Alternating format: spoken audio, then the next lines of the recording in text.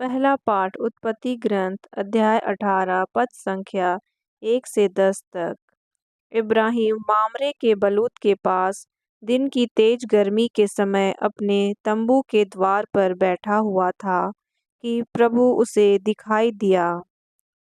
इब्राहिम ने आंख उठाकर देखा कि 3 पुरुष उसके सामने खड़े हैं। उन्हें देखते ही वह तंबू के द्वार से उनसे मिलने के लिए दौड़ा और दंडवत कर बोला, आप आज्ञा दें तो मैं पानी मंगवाता हूँ। आप पैर धोकर वृक्ष के नीचे विश्राम करें।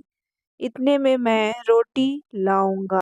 आप जलपान करने के बाद ही आगे बढ़ें।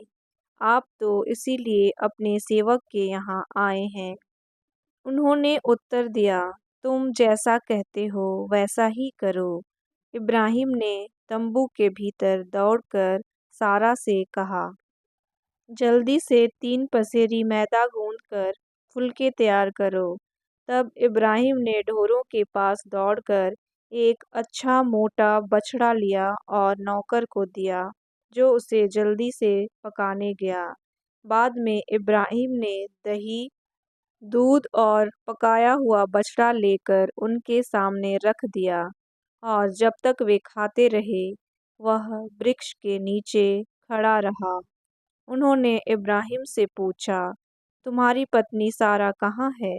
उसने उत्तर दिया, वह तंबू के अंदर है। इस पर अतिथि ने कहा, मैं 1 वर्ष के बाद फिर तुम्हारे पास आऊँगा। उस समय तक तुम्हारी पत्नी के एक पुत्र होगा। प्रभु की वाणी। दूसरा पाठ कलोसियों के नाम संत पौलुस का पत्र अध्याय 1 पद संख्या 24 से 28 तक।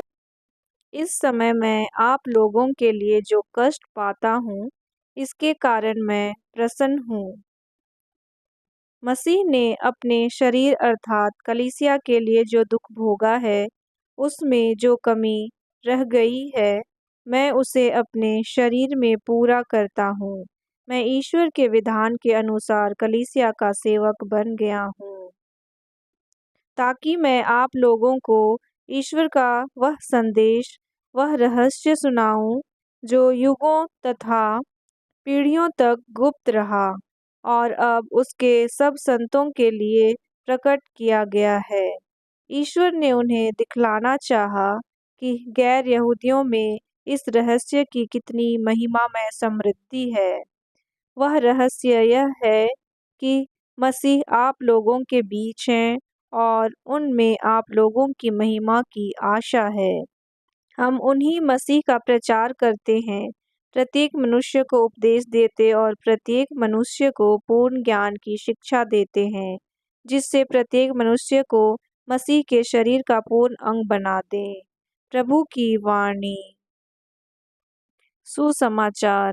संत लूकस के अनुसार आज का पवित्र सुसमाचार अध्याय 10 पद संख्या 38 से 42 तक।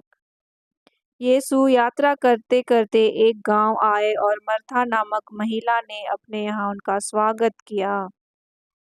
उसके मरिया नामक एक बहन थी जो प्रभु के चरणों में बैठकर उनकी शिक्षा सुनती रही। परंतु मर्था सेवा सत्कार के अनेक कार्यों में व्यस्त थी।